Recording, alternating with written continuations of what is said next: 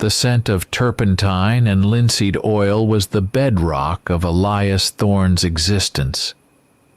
For years it was the sweet, familiar air of his studio, nestled on the top floor of their brownstone in the heart of the city. He was a landscape artist, attempting to render the silent conversation between light and form onto canvas. His life was a steady, deliberate composition, much like the canvases he stretched and prepared himself. Routine was a comfort, a frame around the vibrant, unpredictable splash of color that was his art. His days flowed predictably. Mornings began with strong coffee, the newspaper, and quiet conversation with Sarah. Then, hours spent before the easel, lost in the meticulous layering of oils or wrestling with the stubborn shadow, or the angle of a mountain peak. Afternoons involved trips to the gallery, meeting with clients, or walks through city parks, observing the way light filtered through leaves or dappled across pavement. Evenings were reserved for Sarah, shared meals, reading, talking, the comfortable silence of two people deeply content in each other's presence. Their marriage was a deep, still lake reflecting a shared sky. He was 42, Sarah 40. Their life felt complete.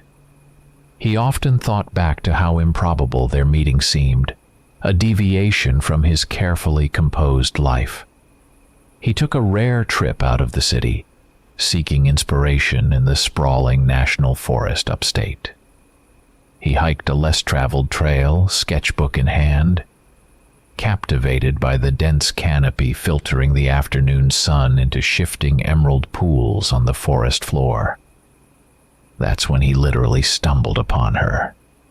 Sarah, dressed in practical hiking gear, examined a patch of moss with an intensity that immediately fascinated him. She worked in ecological preservation and ecotourism, a job that kept her grounded in the wild places he only visited. There was an aura about her even then, not quite wild, but attuned to the world in a way he, with all his observation skills, was not. She spoke of the forest as if it were alive, not just trees and rocks, but a breathing, conscious entity. Her knowledge of the flora and fauna was encyclopedic, but it was her connection, the subtle way she listened to the quiet hum of the woods, that drew him in. He sketched her, not the landscape, trying to capture the light in her eyes, the way her hair caught the sun like spun copper. He was, in that single, unexpected encounter, utterly and irrevocably smitten. It was a splash of vibrant, chaotic color in his carefully ordered life, and he welcomed it. Their early years together were, in his memory, a period of intense happiness. They built a life in the city, his studio a testament to his work, their apartment a haven of shared tastes and quiet joys. Sarah adapted well to city life, though she often spoke of missing the deep quiet of the woods. They talked of the future, of one day finding a place closer to nature, maybe even building a home with a large studio space for him. They were the perfect pair, two halves that fit together seamlessly, their life a canvas painted with shared dreams and mutual respect. Looking back, the signs were there, small brushstrokes of dissonance he chose to interpret as mere quirks of her unique personality. Sarah had senses that were unnaturally sharp. She identified scents on the wind that were imperceptible to him, often wrinkling her nose at an odor miles away. Her hearing was acute. She distinguished individual animal sounds in the city park at night that blended into a formless din for him. Sometimes she was gone for a few hours in the dead of night, slipping out quietly, claiming she needed to walk and clear her head in the park.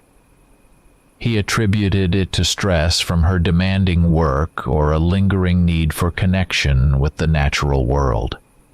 More unsettling, though less frequent, were moments of intense aggression directed towards animals, particularly dogs and cats. A neighbor's small terrier yapping too loudly on the street elicited a flicker of something primal and vicious in her eyes. A low growl escaped her throat before she caught herself and masked it with a strained smile. Stray cats crossing her path awakened a predatory instinct she actively suppressed. He told himself it was a deep-seated aversion, a bad experience in her past, explaining away the unsettling intensity. Then came the birth of their son David.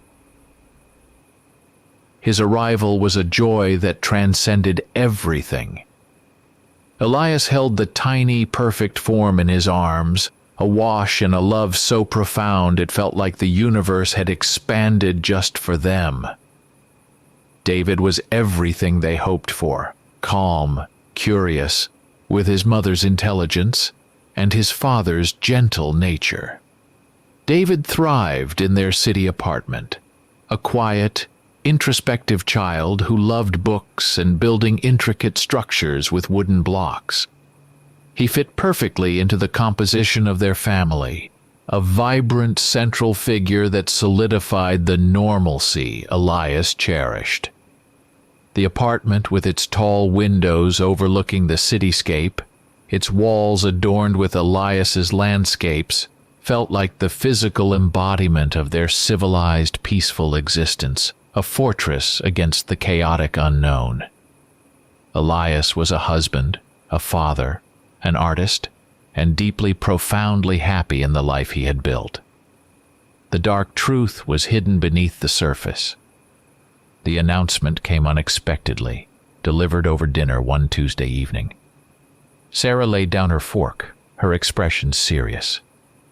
"Elias," she began, her voice steady, "I need to take a work assignment. It's a big one, involves field work, upstate. It'll mean being away for 2 months." Elias felt a familiar pang of disappointment, but it was tempered by trust. Sarah's work was important, often demanding.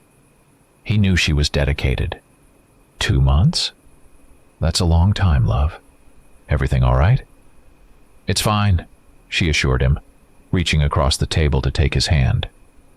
Her grip was firm, a little too firm.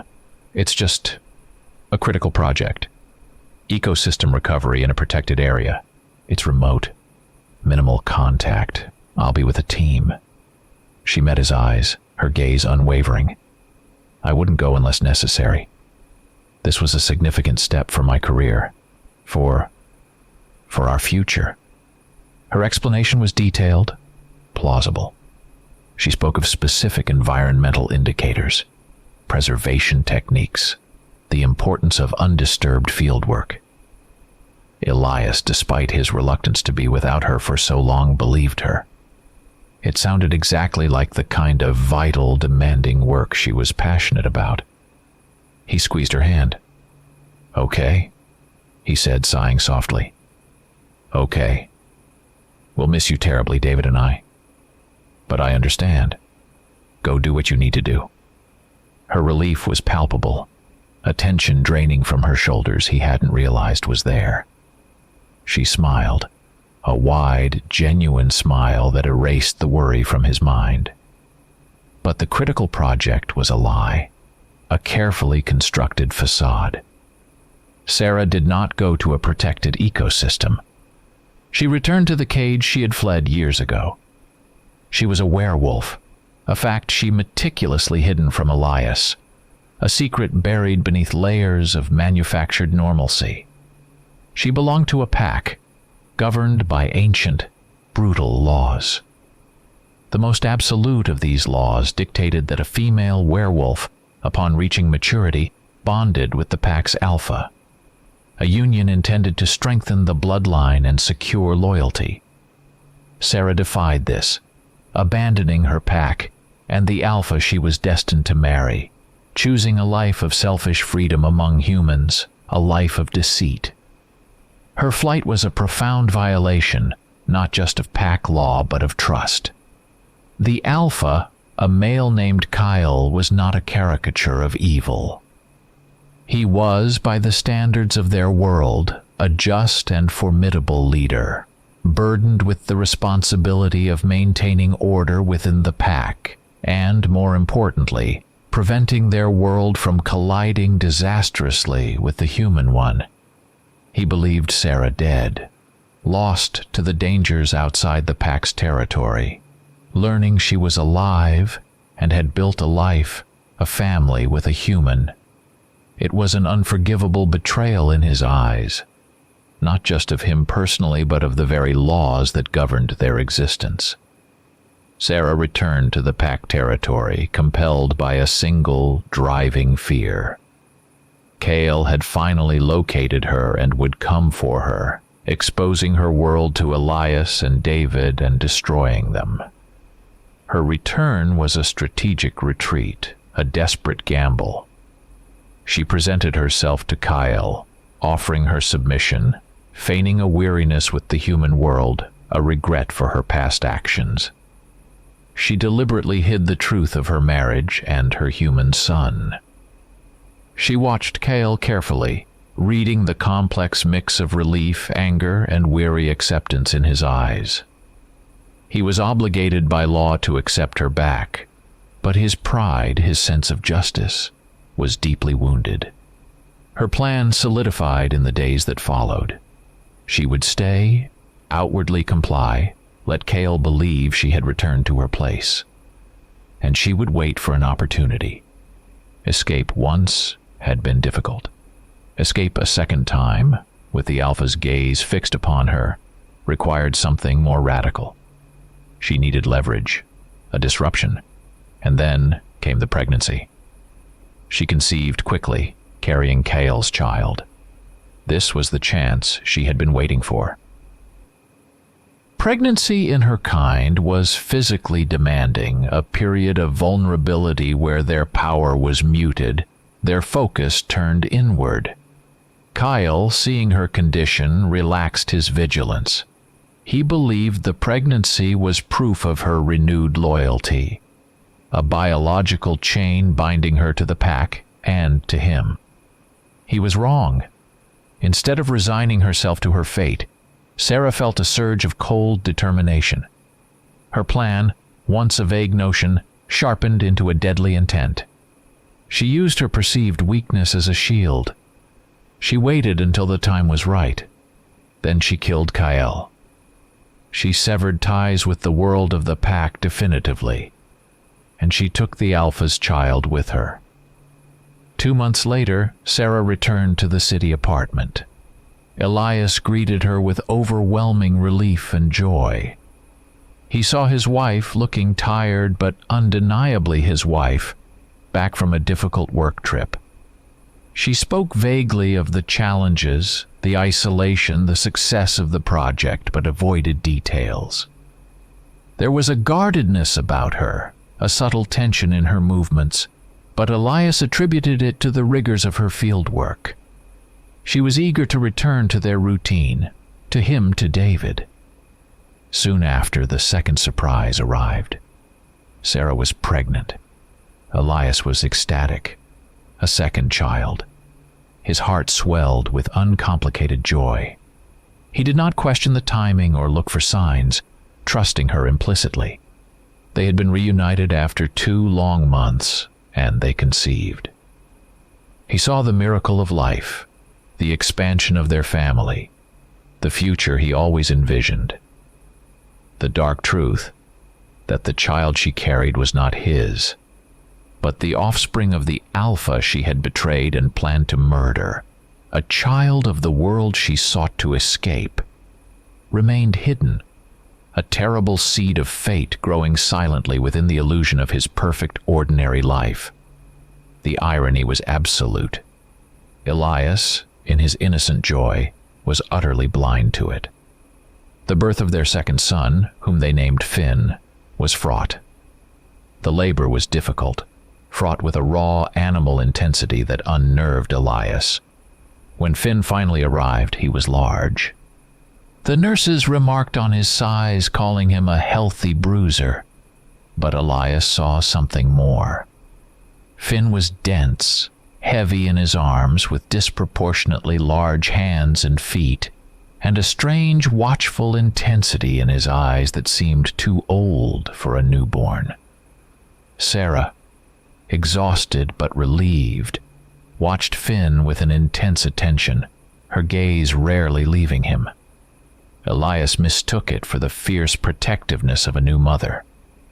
Finn grew at a rate that quickly surpassed any medical norm Elias understood. It was not just fast, it was wrong. By the time he was 2 years old, he had the physical stature and strength of a 5-year-old. His muscles were defined, his limbs solid. Changing his diapers or dressing him was like wrestling a much older, stronger child. Pediatricians checked charts, measured, remeasured, and found nothing physically wrong beyond his accelerated growth, dismissing it as genetic outliers, accelerated growth spurts, or simply a very large child. They saw numbers on a graph. Elias saw something fundamentally unsettling. His physical growth was alarming, but his temperament was terrifying. Finn was not just a difficult toddler, he was malicious. His tantrums were not childish fits of frustration. They were explosions of pure, focused rage. His gaze, even as a baby, held a heavy, piercing quality that sent shivers down Elias's spine. It was not the open, innocent gaze of a child, but something ancient and knowing, sometimes flashing with an uncontrolled ferocity that felt distinctly non-human. In moments of calm, he was quiet, watchful, almost preternaturally still. In moments of anger, he was a whirlwind of destructive energy. The aggression escalated. Toys were not played with. They were torn apart. Other children at the park were not interacted with. They were intimidated or shoved. Then came the incident that shattered any remaining pretense of normal. David, the gentle older brother, built a block tower.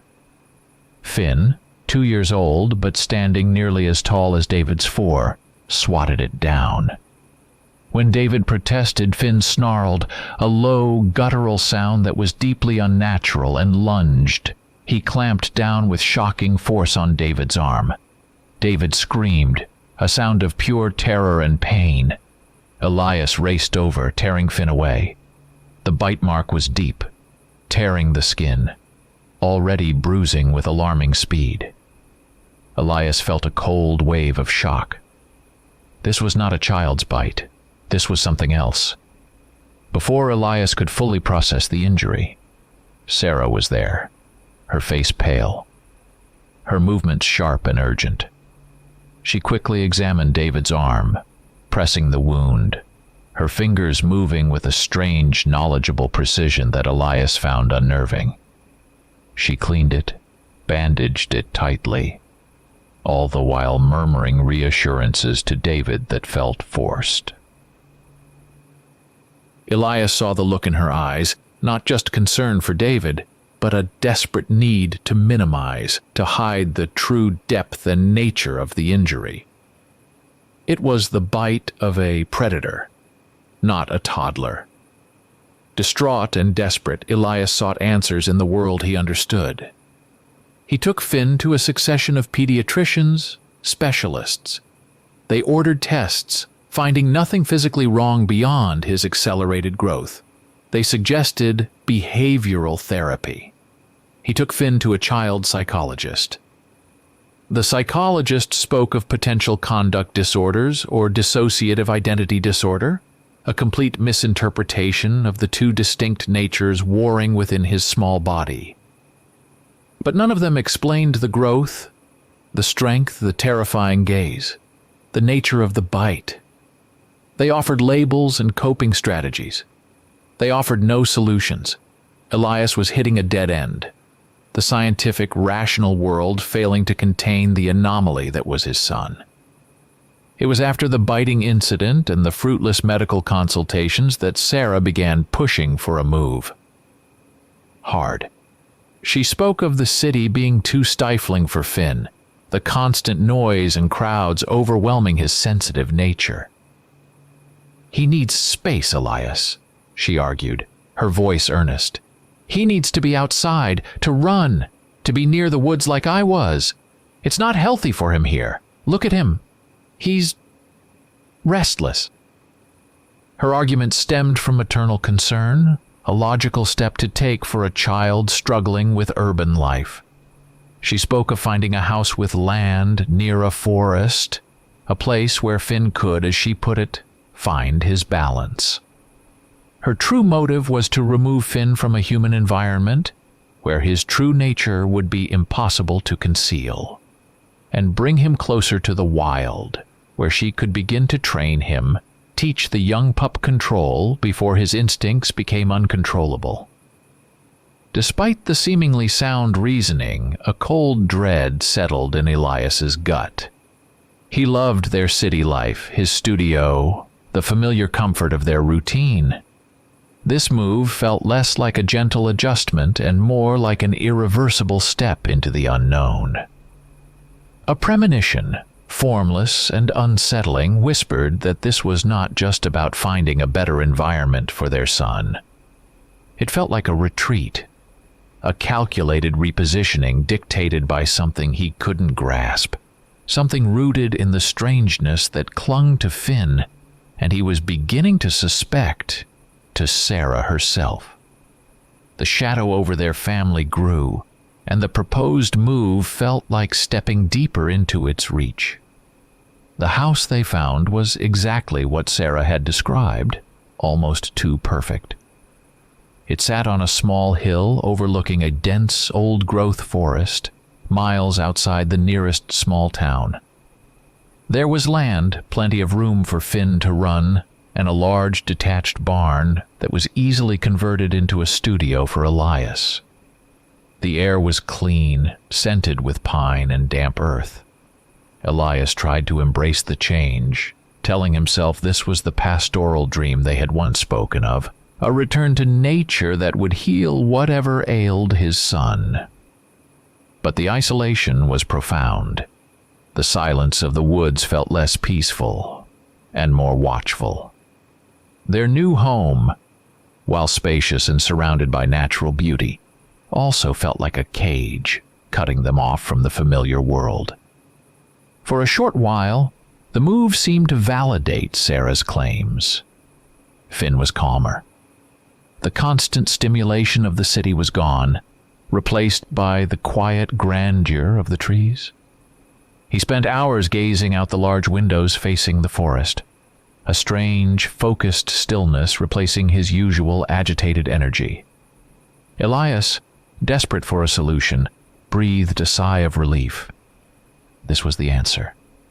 Proximity to nature was the key to calming the wildness within him. His vigilance, strained from months of anxiety, finally faltered. But the quiet was temporary, a fragile veneer over a deeper, fundamental pull. Finn's fascination with the forest deepened into an undeniable, magnetic attraction. He did not just look at the woods, he yearned for them. He pressed his small hands against the glass, whimpering, pointing towards the dark line of trees, a low whine building in his chest that sounded less like a child's plea and more like an animal's call. He was drawn to the woods not with childish curiosity, but with an instinctual, undeniable pull, a recognition of his true element. Then the walks began. Sarah took Finn out, initially just short excursions into the trees bordering their property. "Just letting him explore, Elias," she said, her tone light. "He needs to feel the earth beneath his feet." Elias, remembering the psychologist's advice about sensory input and calming activities, agreed readily. But these walks grew longer. An hour became 2, then 3. They returned, Finn often mud-streaked but strangely content, Sarah looking revitalized, a spark in her eyes Elias hadn't seen in the city. Gradually, the walks became disappearances. They left in the morning and did not return until dusk. Sarah's explanations became more vague, more convoluted. "We just lost track of time," she said. "Finn found a stream. Or, we were following deer tracks." Then came the nights. Elias woke to find Sarah's side of the bed empty, Finn's small room quiet and vacant. They returned in the morning, sometimes just before David woke up for school, looking tired but unharmed, their clothes sometimes damp or torn. The house felt vast and empty without them, a cold shell filled with Elias's rising anxiety. Finally, the absences stretched into weeks. They simply vanished into the forest, leaving Elias and David alone in the isolated house. Sarah left a note, a brief phone call before they lost signal miles away, claiming they were camping or exploring a deeper section of the reserve. These were thinly veiled excuses. They were gone, leaving behind a void. Elias questioned where they really went, what they did out there for days on end. Why Finn only seemed truly at ease when he was away from the house, deep in the wilderness, and why Sarah, once so focused on their life together, became so consumed, so secretive, so utterly fixated on Finn and his needs. Elias's rational mind struggled to process the mounting strangeness. He tried to find logical explanations, clinging to the idea that this was some form of extreme behavioral therapy, a desperate attempt by Sarah to reach their difficult son. But the sheer duration of the absences, the secrecy, the palpable shift in Sarah's focus, it did not add up. His artist's eye, trained to notice discrepancies and inconsistencies, saw a composition falling apart, discordant elements clashing violently. He was a man who relied on observable reality, on cause and effect, and the events unfolding felt utterly detached from the rules of the world he knew. A painful sense of exclusion settled over him.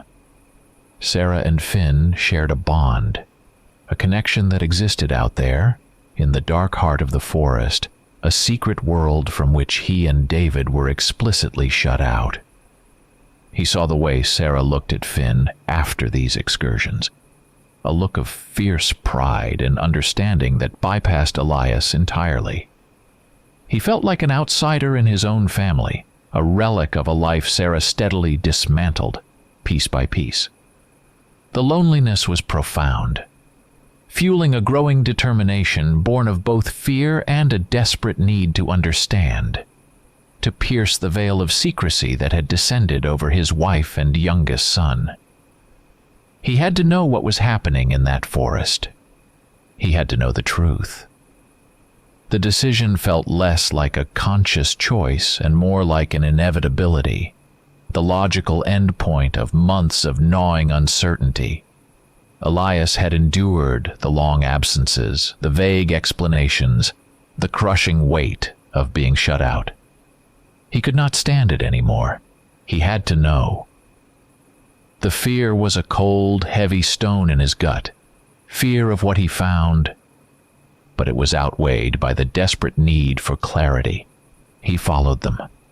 He waited until the next time Sarah and Finn disappeared into the woods.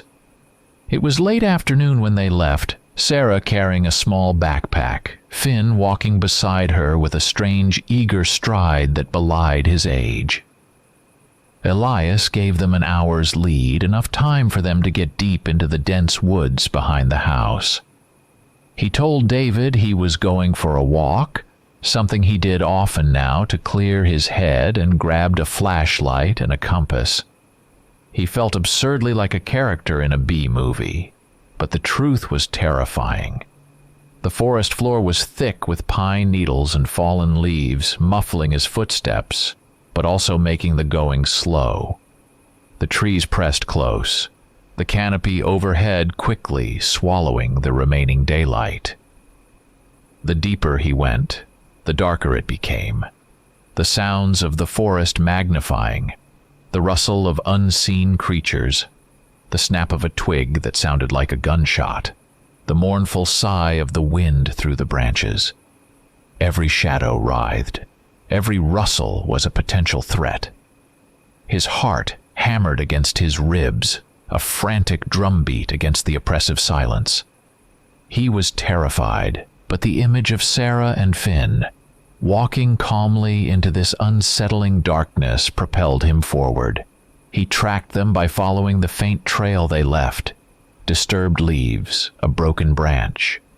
He listened intently, trying to distinguish their movements from the natural sounds of the woods. He walked for hours, the cold of the night seeping into his bones. Just as despair set in, he smelled smoke. He moved towards it cautiously, slowing his pace, straining his ears. He heard voices, low and indistinct at first, then clearer. Sarah's voice. He crept closer, parting a screen of thick ferns. He found them in a small clearing, strangely bare of undergrowth, as if the earth itself had been compressed. A small fire crackled in the center. Sarah sat near it, and Finn stood beside her. They weren't just sitting. There was an intensity in their postures, a focus Elias couldn't decipher. He watched from the concealment of the trees, his heart pounding with a mix of apprehension and relief. At least they were all right. Then the air shifted. It grew heavy, charged not with electricity, but something older, more primal. Sarah stood up, facing away from him. Finn shifted beside her, a low whine building in his throat, the same unnatural sound Elias had heard before. Sarah began to change. The transformation was horrifying. Her body contorted, bones shifting with sickening pops and snaps that carried faintly through the night air. Muscle bulked unnaturally beneath her skin, tearing fabric. Her limbs elongated, her spine curved, her head elongated into a snout. Dark fur erupted from her skin, thick and fast. Her fingers thickened, nails hardening into claws. It was a violent, painful process, accompanied by guttural grunts of effort and pain. Elias stared, frozen, his mind struggling to comprehend the impossible spectacle unfolding before him. The woman he loved, his wife, became a wolf, a massive bipedal creature, powerful and terrifying. Then his gaze snapped to Finn. His son, his small human child, underwent the same grotesque metamorphosis. Finn's childish body twisted, reshaping, fur covering his skin, a muzzle forcing his baby features into something lupine and savage. The sounds from the clearing were mixed. Sarah's strained efforts, and Finn's higher-pitched yelps of pain and animalistic frustration. His world shattered. Every oddity, every lie, every disappearance coalesced into a single monstrous truth. Sarah was not just his wife. She was a monster. Finn was not just a difficult child. He was this. The life he had built, the love he had cherished, the family he believed he had. It was all a lie, a carefully constructed illusion, masking a reality too horrific to contemplate. He had loved a creature of the night, raised a creature born of darkness. The shock was absolute, wiping away everything but primal terror. He did not think. He did not process. He simply reacted. His body, jolted from paralysis by sheer terror, turned and ran. He crashed back through the undergrowth, stumbling, falling, picking himself up, running blindly away from the clearing, away from the fire, away from the horrifying figures silhouetted against it. The sounds of his panicked flight were deafening in the quiet woods, a frantic rhythm against the deeper wild sounds he now knew the source of. He ran until his lungs burned, until his legs ached, the image of his wife and son transforming seared into his mind. He feared they had seen him, feared they were following. He ran back towards the house, his supposed sanctuary, which now felt terrifyingly vulnerable. He burst through the back door of the house, slamming it shut behind him, his lungs burning, legs screaming, every muscle in his body trembling uncontrollably. The quiet warmth of the house was alien after the terrifying cold of the woods. He leaned against the door, head bowed, trying to suck air into his burning chest. Cold sweat plastered his clothes to his skin. The sounds of the forest outside, the rustling leaves, the hoot of an owl, were charged with menace, the air thick with the lingering scent of damp earth and something else, something wild and musky. His mind, reeling from the impossible vision, seized on one thought. David. Where was David? An icy dread, sharper than the fear he felt for himself, gripped him. Could he be like them? Had his firstborn, the son he thought he knew, also been hiding this monstrous truth? The thought sent a fresh wave of panic through him. He stumbled through the darkened house, calling his son's name in a hoarse whisper. He found David asleep in his bed, the covers pulled up to his chin, his face peaceful and soft in the faint moonlight filtering through the window. Elias stood there for a long moment, just watching him, the tension slowly draining from his shoulders, replaced by a profound, shaking relief. David was here. He was human. He was safe. This quiet, sleeping boy was proof that not everything in Elias's life was a monstrous lie. Then the realization solidified, connecting the dots he had been too blind to see. Finn always went with Sarah on her excursions. Always. David never did. David stayed home, sleeping soundly, living his normal human life while his mother and younger brother vanished into the wilderness. David was not part of their secret world. He did not share their nature. He was, like Elias, an outsider, a human anchor in a family drifting into darkness. David was safe from Sarah's deception and the physical transformation. The immediate panic subsided, leaving behind a vast, aching emptiness and a chilling clarity. He had seen it. He knew. His wife and his son were werewolves. The word felt absurd, like something out of a horror movie. Yet he had witnessed the impossible with his own eyes. What was he supposed to do now? Call the police? "Excuse me, officer.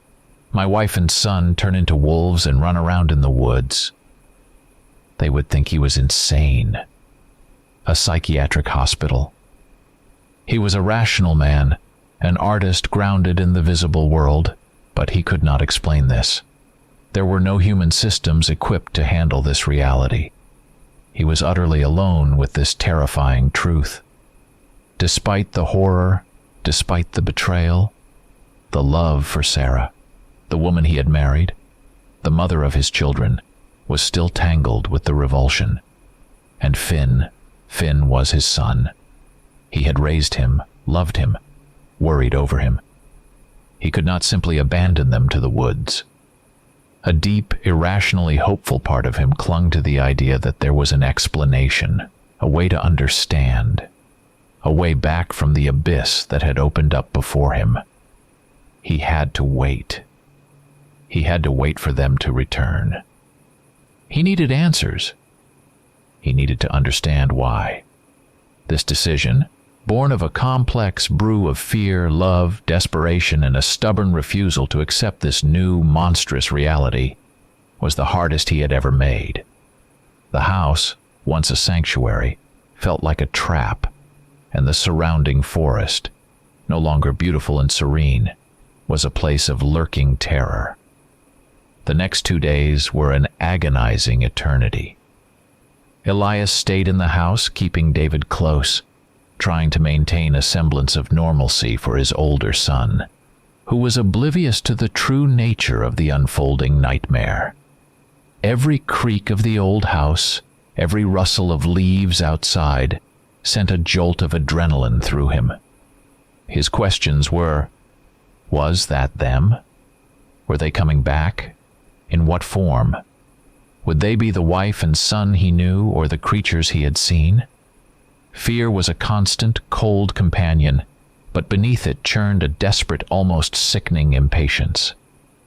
He waited, suspended between the life he had lost and the monstrous reality he had discovered.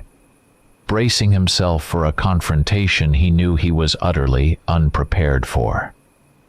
Just as Elias felt the strain of waiting would break him, a vehicle crunched up the gravel driveway, not Sarah's car. A sleek black SUV, polished to a mirror shine despite the dusty track.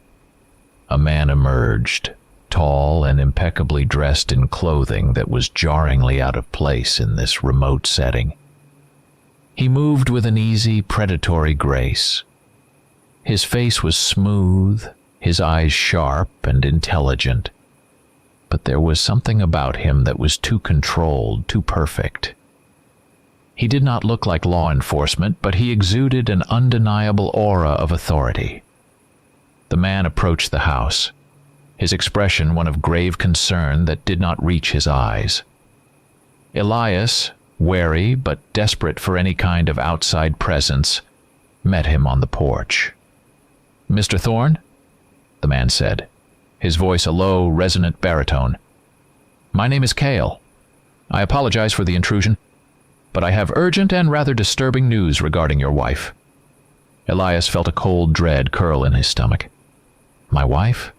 Is she all right?" Cale's expression turned solemn.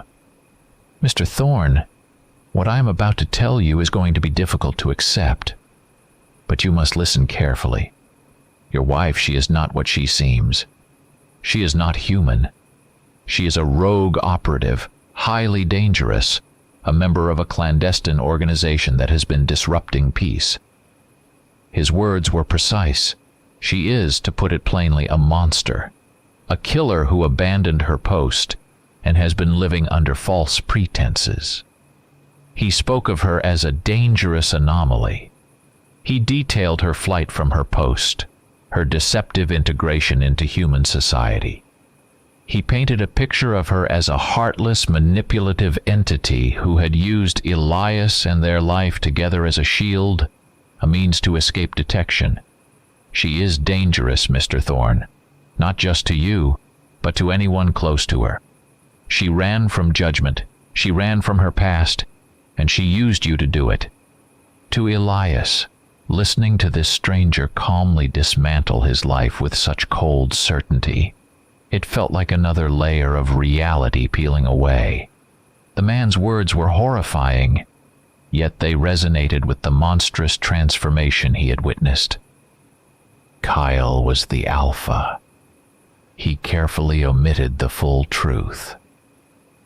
He was the leader of the werewolf pack Sarah had abandoned, the male she was bound by law to marry, the true father of Finn. His collaboration with certain governmental bodies was real, but it was about maintaining the fragile centuries-old boundary between the human world and theirs, preventing chaos, ensuring their existence remained a secret. Sarah's escape, her human marriage, her child, it threatened that balance. Cale was there for justice, for order, and he was there for his son. Finn, a pure-blood werewolf growing uncontrolled among humans, was a ticking time bomb. His rapid growth, his uncontrolled aggression. These were the signs of his powerful nature emerging without the discipline and training of the pack. His place was with the pack, under Cale's guidance. And Sarah, who had violated their laws, betrayed her alpha, and used an innocent human as her cover, had to answer for her actions. Cale demonized Sarah to Elias because the truth, that she was a member of a hidden, powerful species, and had violated their sacred laws by running to a human, was too complex, too unbelievable for Elias to grasp fully. "The authorities cannot help you," Cale stated, his voice firm. "Their methods are useless against her kind. They wouldn't believe you even if you tried to explain. I am a specialist in these matters. Think of me as someone who cleans up messes the normal world can't handle. Your wife and her son are a mess, Mr. Thorne, a dangerous one." He leaned in, his gaze intense. "You and your other son, David, are in grave danger. She will not want you speaking about what you've seen, what you already suspect. And her youngest, he is a danger to anyone around him if not properly contained." He held out a hand. "You need to come with me now. I can get you and David to safety. It's the only way. You must trust me." Despite the chilling plausibility of Cale's words, despite the fear that had been Elias's constant companion for days, a flicker of intuition, sharp and undeniable, registered. This man knew too much. He appeared too perfectly, too coincidentally. There was a falseness to his controlled demeanor, a hidden agenda behind the veneer of concern. Elias, the artist who saw through fakery on the canvas, sensed the subtle distortion in this man's presentation. He did not fully believe him. He was trapped. On one side, a stranger claiming to be a protector, speaking terrifying truths mixed with calculated lies demanding absolute trust and immediate flight. On the other, the terrifying, monstrous wife he had witnessed, the mother of his children, whom he still impossibly felt bound to. Panic warred with deep-seated suspicion. He was unable to decide, paralyzed by fear, distrust, and the crushing weight of the unbelievable reality that had invaded his life. As Cale spoke, his voice a low, urgent rumble, Elias's attention flickered past him, towards the edge of the tree line that bordered his property. The air, already tense with the stranger's presence, thickened, growing taut and heavy. He felt it before he heard it, a subtle shift in the atmosphere, a feeling of being watched. In the woods, Sarah froze. She had been walking with Finn, teaching him how to track the scent of deer, her senses peeled for any sign of their usual return point. Then it hit her. A scent on the wind, distinct and unmistakable. It was the scent of authority, of power, of alpha, Cale. Panic, cold and sharp, pierced through her. He had found her. After all these years, after her careful escape, her life built on lies. He had tracked her across the miles. He was not dead. Her desperate, foolish attempt to kill him during their pregnancy had failed. And he was here, at her home, with Elias. Her carefully constructed world, the fragile illusion of safety she had wrapped around herself and her sons, buckled. Panic lasted only a second, replaced by a surge of primal, protective fury. Kyle was a threat to her freedom, a threat to the life she had built, and most importantly, a threat to Finn. "Finn," she said, her voice low and urgent, an animalistic edge creeping into it. "Run. Run into the deep woods. Hide. Go now. Don't stop. Don't come back until I call you." Finn, sensing the shift in his mother, the sudden fierce urgency radiating from her, did not question. He melted away from her side, disappearing into the thick undergrowth, a young predator instinctively seeking cover. Sarah watched him go for a bare instant, ensuring he was hidden. Then, the last vestige of her human facade sloughed away, replaced by pure, unadulterated rage. There was no time for subtlety, no room for the lies she had lived for years. Cale was here. He had found her, and he was at her door, threatening her family. There was only one response: fight. She did not retreat into the shadows. She met the transformation head-on, embracing the power that surged through her limbs. Bones cracked, muscles swelled, fur erupted from her skin in a brutal rush. her human clothes shredded useless constraints against the raw power of her true form. She dropped to all fours for a moment, the forest floor feeling right beneath her paws, then rose to her full, imposing height in her bipedal wolf form. She was larger than a man, covered in dark, coarse fur, her snout elongated, eyes burning with a feral intensity. This was a willing unleashing, a shedding of the fragile human skin she had worn for too long. With a sound that was a terrifying mix of a woman's scream and a predator's roar, she launched herself towards the house, bursting from the tree line like a dark, furry projectile. She slammed into the back door with the force of a battering ram. The wood splintered, hinges groaned, and the door burst inward with a deafening crash. She surged into the house, her eyes glowing with reflected light and burning with fury, scanning the interior. Her nostrils flared, instantly locating the scent of the alpha. He was inside, her prey. The air filled with her guttural growls, a sound of pure, unadulterated aggression. Her claws, long and sharp, gouged the wooden floor as she moved, a creature built for speed and slaughter, her entire being focused on one objective: destroy Cale. Inside the house, the crash of the door, the terrifying snarl, jolted Elias and Cale simultaneously. Elias whirled, staring in horror as the monstrous form of his wife filled the doorway, her eyes locked on Cale. Cale, despite the suddenness of the attack, remained composed, his gaze steady on the approaching creature.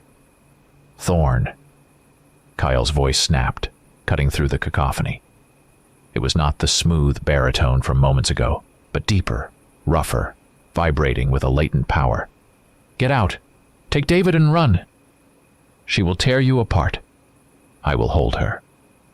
Elias stood paralyzed for a split second, caught between the creature that was his wife and the stranger who had claimed to be his protector, a stranger who braced himself to face the monster.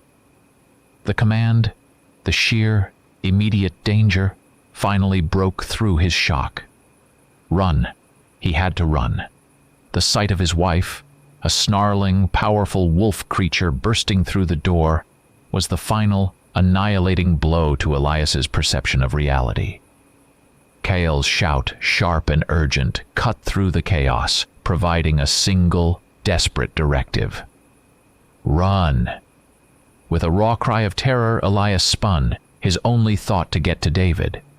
He scrambled through the house, adrenaline flooding his system, the sounds of snarling and heavy impacts echoing behind him. He found David huddled in his bedroom, woken by the noise, wide-eyed with fear. David, come on. Elias grabbed his son's hand, pulling him from the bed. We have to go. Now. He dragged David towards the back of the house, away from the sounds of battle, towards the broken door and the darkness beyond. He did not look back. The forest, which had felt so menacing just moments ago, represented their only escape. He pulled David through the splintered doorway, the cool night air a shock against his hot skin. They ran into the woods, not towards the clearing this time, but deeper into the confusing tangle of trees and undergrowth. Elias pushed David ahead of him, urging him on, ignoring the tearing branches, the uneven ground. He ran until his lungs burned, until his legs ached, putting distance between them and the house, between them and the fight that tore his life apart. Finally, deep in the woods, far from the sounds of the house, he found a small, dense thicket of pines. In here, David. He panted, pushing his son into the concealment. Hide. Don't make a sound. No matter what you hear, don't come out until I come back for you. Do you understand? David, trembling but brave, nodded, his eyes fixed on his father's face. Elias knelt, pulling his son into a fierce hug, pressing a kiss to his hair. "Stay hidden, son. I love you." The words were a goodbye. He did not know if he would see David again. He did not know if he would survive the next hour. He stood, his body aching, his mind racing. He should keep running. He should get David as far away from this nightmare as possible. Everything rational, every instinct for self-preservation screamed at him to run and never look back. But he could not. It was irrational, insane. But the woman back there, the monster fighting in his house, she was still Sarah. The woman he had loved for years, built a life with. The mother of his children. He could not just leave her, not like this. Something deep within him, a stubborn thread of loyalty, of unresolved love, of a desperate need for answers, pulled him back. He had to return. He turned and ran back towards the house, the sounds of the fight growing louder as he approached. He needed something, a weapon.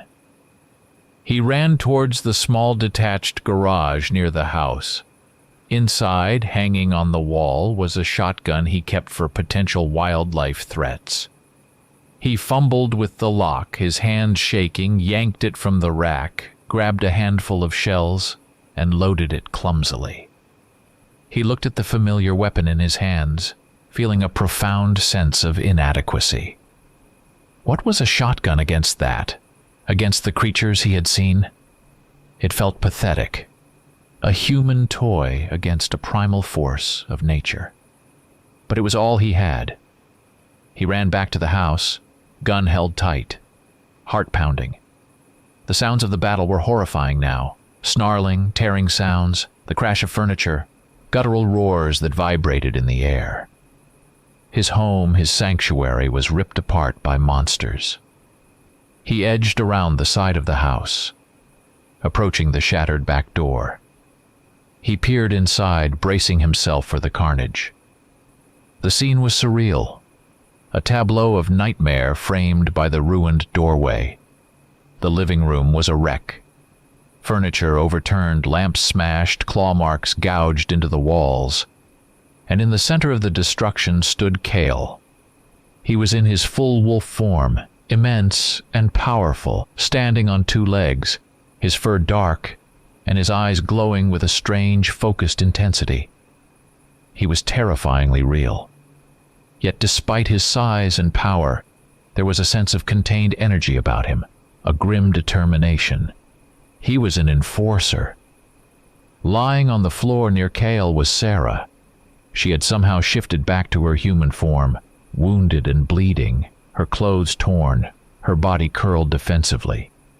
She looked small, fragile, and utterly terrified, staring up at the towering wolfman above her. Then Cale spoke, not with growls or snarls, but in clear, human language, his voice still deep and resonant, but carrying the weight of his shifted form. He looked past Sarah, his gaze fixing on Elias in the doorway, the shotgun clutched in his hands. "You poor, foolish man," Cale said, his voice laced with something akin to pity and frustration. "She deceived you, just as she deceived me." He gestured with a clawed hand toward Sarah. "She ran from her duty, her mate. She used your world, your life, as a hiding place. And she bore my child." He nodded towards where Elias knew Finn was hidden, and tried to claim him as yours. Elias stared, the shotgun feeling heavy and useless. Cale's words, delivered by the impossible sight of a talking wolfman standing over his wounded human wife, were a fresh wave of shock. But beneath the shock, a terrible, undeniable truth resonated. It explained the lies, the secrets, Finn's nature. It explained everything. His wife had not just been keeping a secret. She had been living a monumental, destructive lie. A lie that had now erupted into his reality. Cale was not just a monster. He was a wronged party, an agent of a justice Elias couldn't comprehend, but whose words held the ring of awful truth. Lying on the floor, wounded and exposed, Sarah saw Elias in the doorway, the shotgun in his hands. A flicker of desperate hope ignited in her eyes. This was it, her chance. Cale stood over her, powerful and relentless, ready to deliver final judgment. But Elias was here.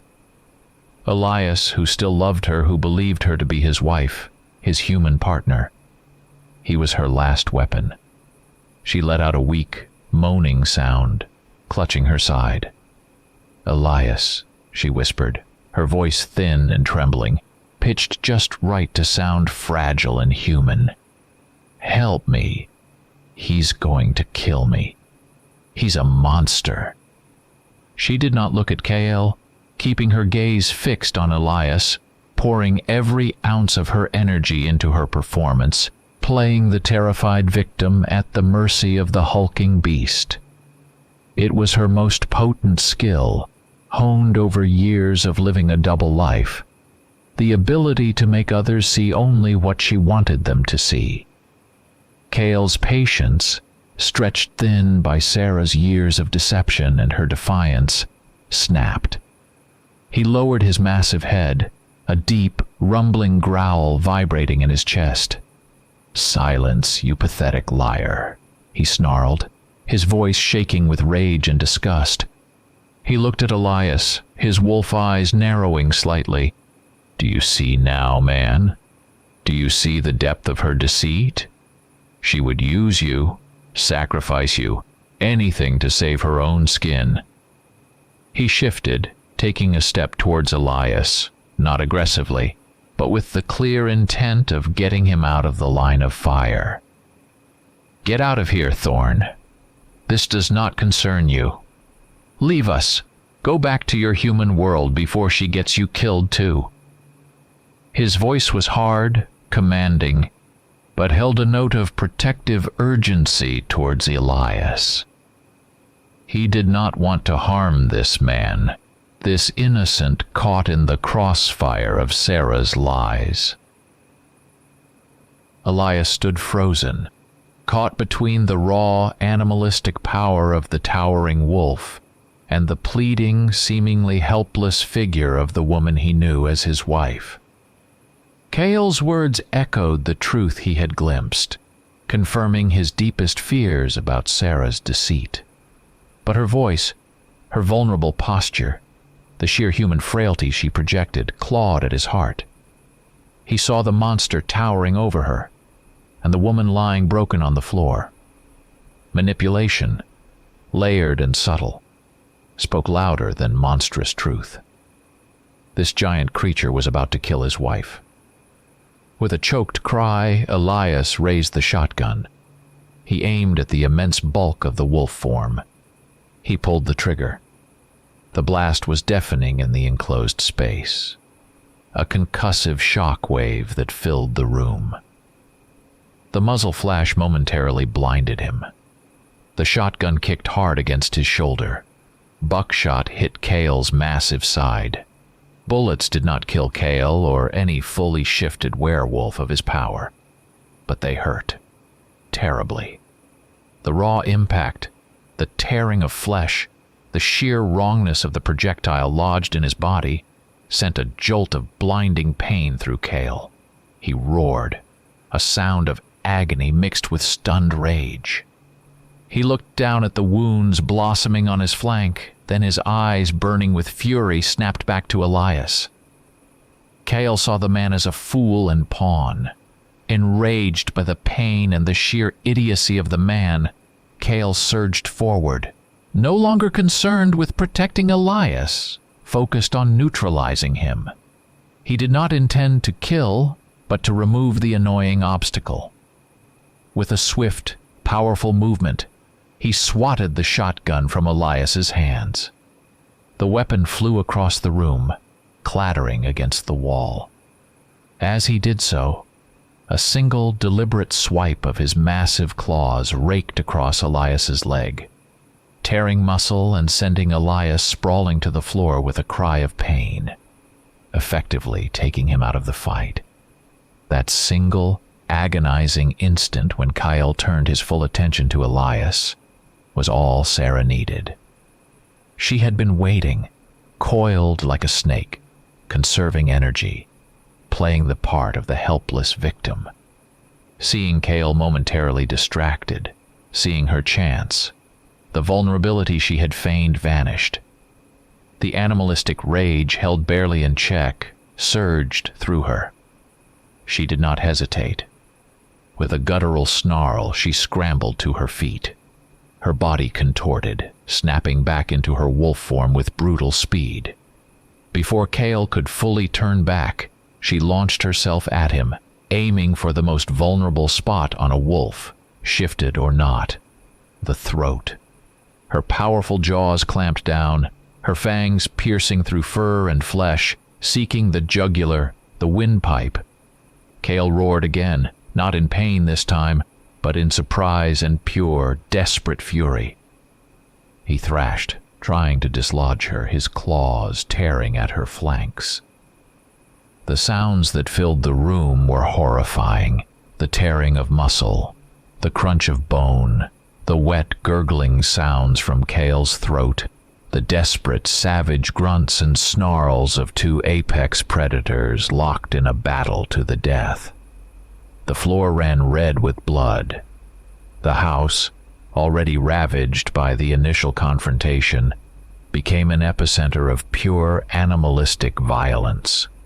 The two colossal wolf forms, locked in their death grip, crashed through the remaining furniture, tearing apart everything in their path. Walls groaned, plaster rained down, and the sounds of ripping flesh and snarling rage were deafening. The brutal, desperate fight spilled out of the ruined living room through the kitchen and ultimately, with a final splintering crash of wood and glass, exploded through the back wall of the house, carrying them both into the night. Elias, lying wounded on the floor, clutching his bleeding leg, watched through the gaping hole in the wall as the two monstrous shapes tumbled into the darkness of the forest, a tangle of fur, teeth, and claws. He only listened now. The horrific symphony of their battle continued in the blackness of the woods. The sharp, guttural snarls, the piercing yelps of pain, the sickening thud of bodies hitting the ground, the constant, visceral sound of tearing meat.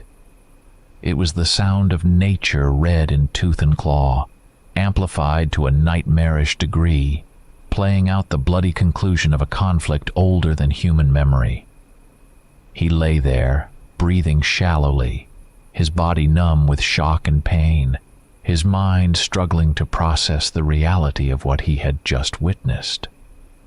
His wife, his Sarah, was out there, fighting a brutal, savage battle to the death against a creature she had betrayed, a creature who was also the father of her child. The child she had pretended was Elias's. Then, as suddenly as it had begun, the sounds began to fade. The frenzied snarling lessened, the impacts grew fewer, the tearing sounds grew fainter. And finally, silence. Not the familiar comforting quiet of the forest night, but a deep, unnerving absence of sound, a silence that felt heavy with finality. The forest offered no answers. Painfully, Elias pushed himself up. His leg throbbed, but the immediate life-threatening danger had passed. His mind cleared just enough to focus on the one thing that mattered: his sons. He crawled and limped through the ruined house, calling David's name softly. He made his way to the edge of the woods, near where he had hidden David. He called again, louder this time, a low, urgent whisper. A moment later, a small shape detached itself from the shadows beneath the pines. David. Elias sagged with relief, pulling his son into a tight embrace. "You stayed hidden," he murmured, his voice thick with emotion. "You're safe." David clung to him, trembling but unharmed. He had followed his father's instructions, remaining hidden from the horror. And Finn. He had to find Finn. He remembered Sarah ordering the younger boy to hide earlier, somewhere deeper in the woods. Still supporting himself against trees and rocks, Elias moved cautiously into the darkness, calling Finn's name. He found him not far from the edge of the clearing where he had witnessed the first transformation. Finn was sitting curled in a small ball beneath a large oak tree, his eyes wide and vacant, staring into the blackness. He was not crying, was not making a sound. Just sitting there, numb with shock. A child who had just seen something no child should ever see. A child who had just lost both his parents. Elias took both boys back to the ruined house. It offered little shelter now. A gaping hole in the wall letting in the night air, and the chilling sounds of the forest. He huddled with his sons in the least damaged corner, the shotgun lying uselessly nearby. They did not speak. David eventually drifted into a fitful sleep, exhausted by fear. Finn remained awake, silent, his eyes holding that empty, shocked stare. Elias did not sleep at all, listening to the night, guarding his children, dreading the dawn. With the first gray light of morning, Elias left the sleeping boys in the relative safety of the damaged house. His legs stiff and painful, he made his way back into the woods, following the trail of destruction left by the battle. It was not hard to follow. Broken trees, torn earth, spatters of dark blood. He moved slowly, bracing himself for what he found. He found them in the small clearing where he had first seen them transform. Two bodies, lying still amidst the churned earth and broken branches. And they were human. Sarah and Cale. Their forms had reverted in death, leaving behind only the ravaged, broken bodies of a man and a woman brutally torn apart. The wounds were horrific, consistent with a savage animal attack. Throats ripped open, bodies mangled. Sarah was dead. Kyle was dead. The final undeniable proof of the impossible reality that had destroyed his life lay before him, stark and horrifying in the pale morning light. He stood there for a long time, the silence of the forest now absolute, broken only by the distant call of a bird.